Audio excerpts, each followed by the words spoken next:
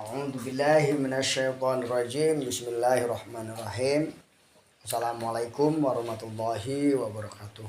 Waalaikumsalam warahmatullahi wabarakatuh. Ya, sambil makan silakan. Pada kesempatan kali ini mari kita memuji Allah, bersyukur atas nikmat yang Allah berikan. Alhamdulillah. Mengucap Dikasih rumah, dikasih kendaraan oleh Allah. Dengan mengucap alhamdulillahirabbil alamin. Rumah yang tidak bocor merupakan kenikmatan. Rumah yang bocor juga nikmat. enak juga. Kita bayangkan kalau banjir ya, masya Allah. Rumahnya nggak ada nyamuk, nikmatan. Yang ada nyamuk nikmat juga. Bangun malam. Iya. Pada kesempatan kali ini kita juga sampaikan salawat kepada Rasulullah. Allahumma sholli ala Sayyidina Muhammad wa ala ali Sayyidina Muhammad. Rasulullah adalah tauladan hidup kita ya. Mudah-mudahan kita termasuk barisan di belakang Rasulullah SAW. Kesempatan kali ini saya akan menyampaikan, membacakan materi tentang ghurur. Apa itu ghurur? Ghurur.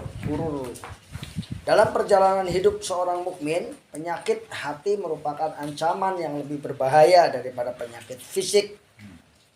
Di antara penyakit hati yang paling halus namun mematikan adalah ghurur, yaitu tertipu oleh sesuatu yang tampak indah namun sejatinya menjerumuskan.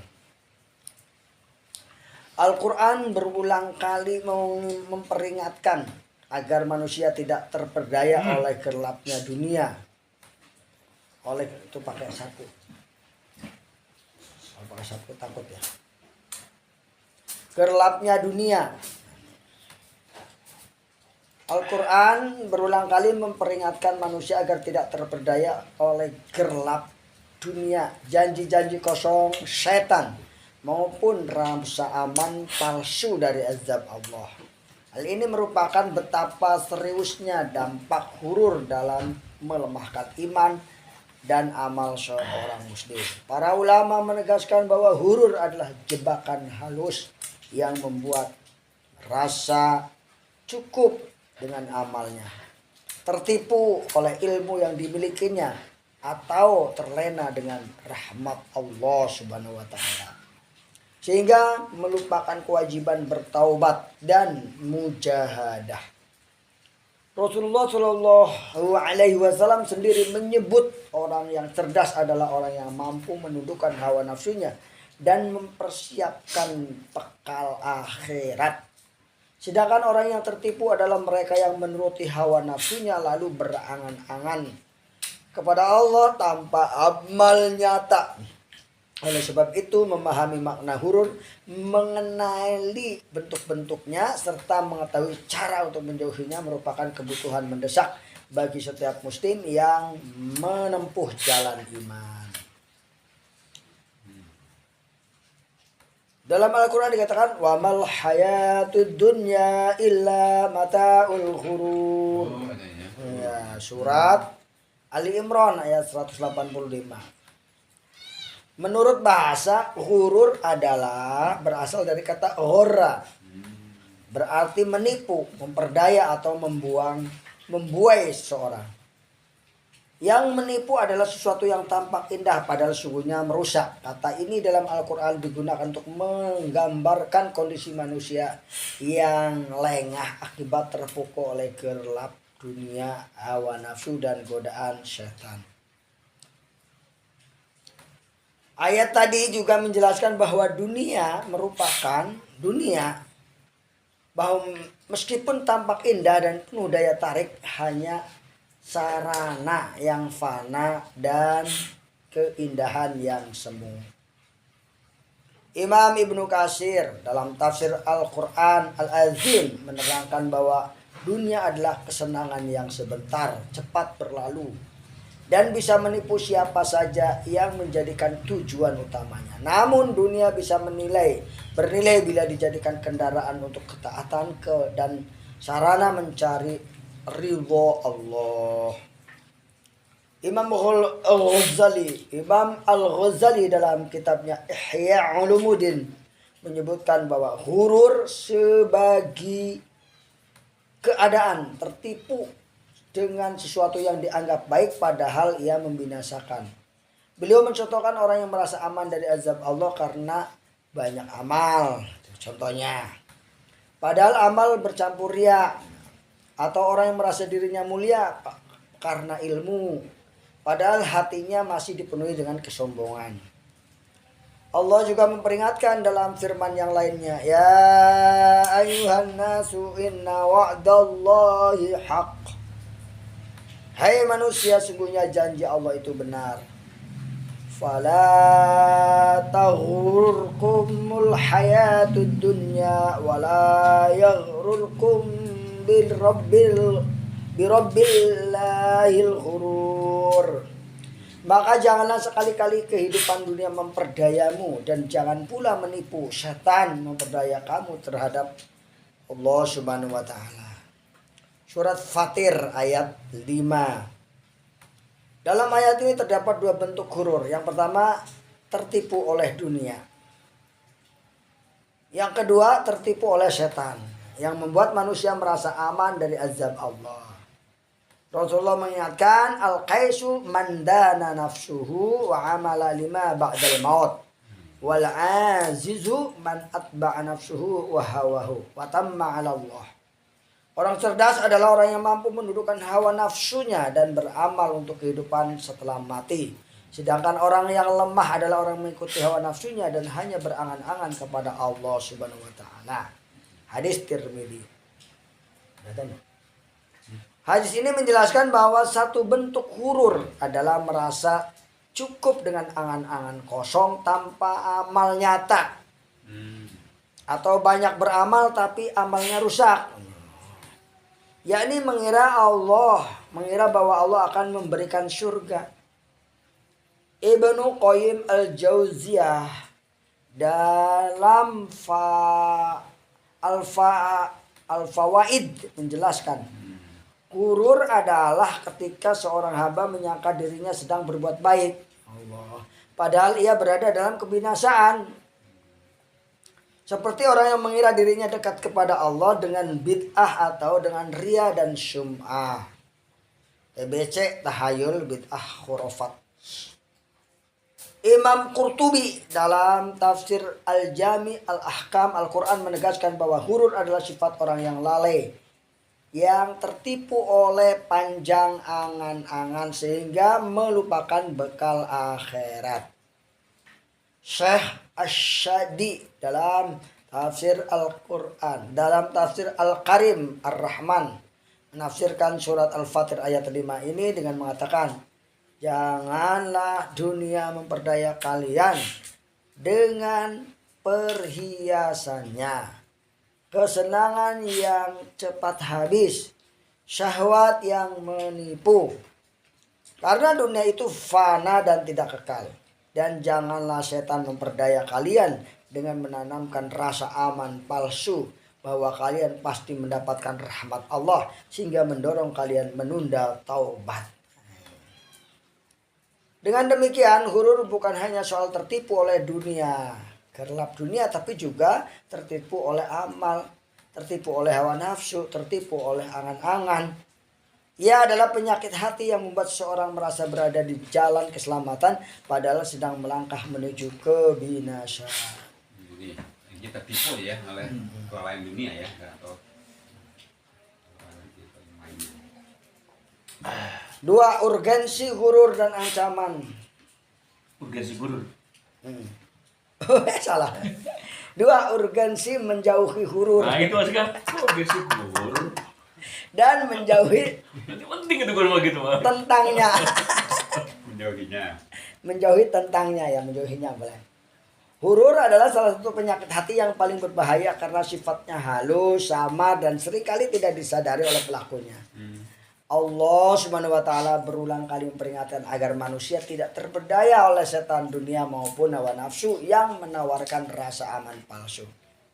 Firman-Nya dalam surat Fatir ayat 5 di atas, ayat itu mengandung dua peringatan keras tentang bahaya tipu dunia yang membuat manusia lalai dari akhirat, dan bahaya tipuan setan yang menanamkan harapan palsu bahwa Allah pasti mengampuni meskipun tanpa tobat dan tanpa amal soleh. Ibnu Katsir ketika menafsirkan ayat ini berkata, dunia itu memperdaya dengan perhiasan dan gemerlapnya, sementara setan memperdaya dengan janji-janjinya dan angan-angan kosong yang ia taburkan.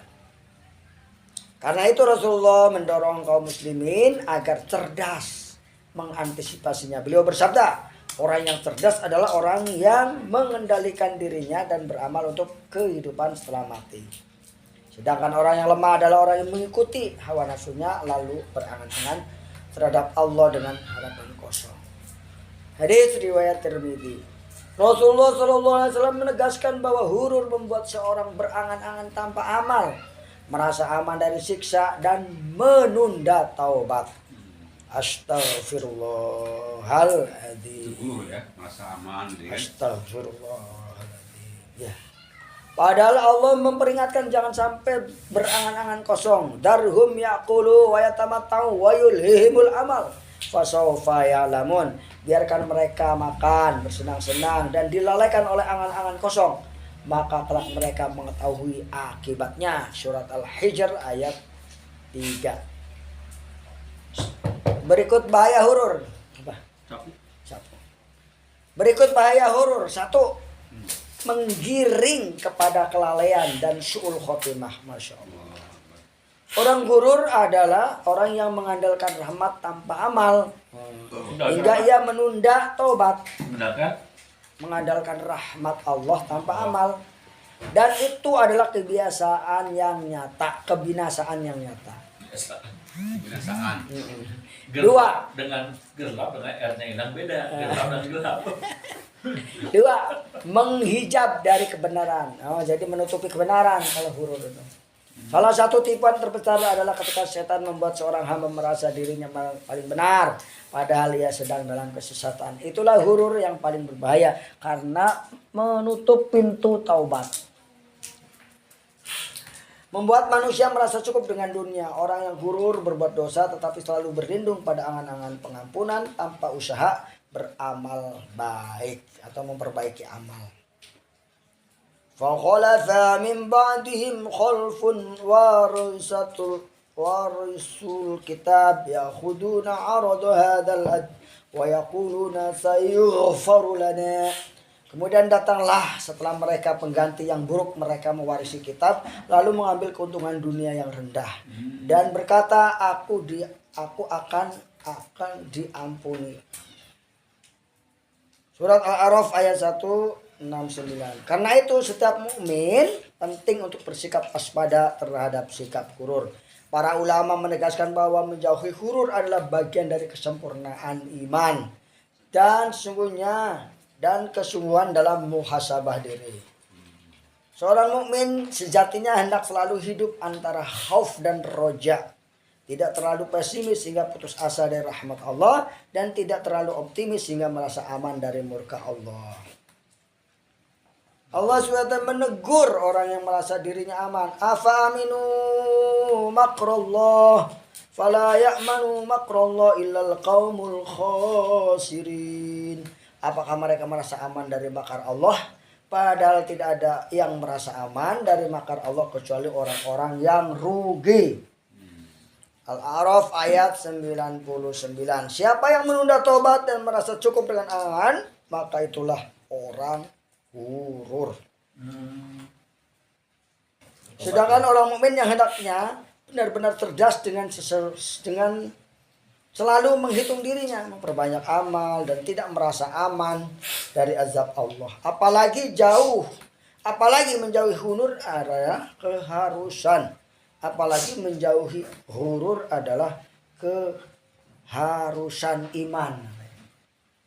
Orang yang tertipu dunia, setan, dan hawa nafsu akan tergelincir dalam kelalaian hingga datang kematian. Sedangkan orang yang waspada dari hurur akan terus bermuhasabah, memperbaiki amal dan mempersiapkan diri dalam menghadapi akhirat. Lanjut. Bentuk-bentuk hurur. Hurur dapat menjelma dalam berbagai wajah yang samar sehingga pelakunya tidak menyadari bahwa dirinya tertipu. Penyakit ini dapat menimpa siapa saja, orang awam, ahli ibadah, penuntut ilmu, para dai, bahkan mujahid. Oleh karena itu, memahami bentuk-bentuknya sangat penting agar seorang mukmin waspada dan tidak terjerumus ke dalamnya. Bentuk yang pertama, tipu dengan dunia, tertipu dengan dunia, harta, jabatan, dan kemewahan. Allah berfirman, ya ayyuhalladzina amanu la tulhikum amwalukum wa auladukum an dzikrillah wa may yaf'al dzalika faulaika humul khasirun. Wahai orang-orang yang beriman, jangan harta benda kamu dan anak-anakmu melalaikan dari mengingat Allah. Barang siapa berbuat demikian, maka mereka itulah orang-orang yang rugi. Jangan sampai harta kita melalaikan Allah. Ayat ini memberi peringatan agar manusia tidak sibuk dengan dunia sehingga melupakan ketaatan kepada Allah. Harta dan anak adalah nikmat, namun bisa berubah menjadi faktor yang membuat seorang lalai dari Allah. Dalam kehidupan nyata tidak sedikit orang yang merasa aman karena telah memiliki kekayaan, kedudukan, dan juga relasi yang luas. Ia merasa dekat dengan Allah, padahal firman Allah, wa ma amwalukum wa auladukum billati tuqarribukum indana zulfa. Yang artinya, dan harta dan anak-anak kalian tidaklah dapat mendekatkan kalian kepada kami sedikit pun, kepada Allah ya. Bentuk yang kedua, tertipu oleh setan. Merasa masih ada kesempatan bertobat, setan menanamkan bisikan agar manusia menunda amal soleh dengan janji bahwa masih ada waktu untuk bertobat. Padahal kematian bisa datang tiba-tiba. Allah berfirman, innama yad'u hizbahu liyakunu min ashabis sa'ir. Sungguhnya setan itu hanya mengajak golongannya agar mereka menjadi penghuni neraka. Quran surat Al-Fatir ayat 6 ini. Mengajak golongannya. Berarti orang yang masuk neraka itu yang tertipu golongan gitu. Iya, golongan setan. Tipu daya setan terbesar adalah membuat manusia menunda taubat dan amal soleh dengan alasan masih ada hari esok. Padahal penundaan itu adalah kebinasaan yang nyata. Contohnya, tidak sedikit yang berkata, nanti kalau sudah tua saya mau taat. Nanti kalau saya sudah tua saya mau taat. Nanti gitu. Setelah pensiun baru saya mau fokus ibadah. Setelah pensiun saya mau hafal Quran. Keburu mati dulu ya. Padahal ajal tidak menunggu. Shadaqallahul adzim. Insyaallah nomor 3 ya. C. Ya. Bagi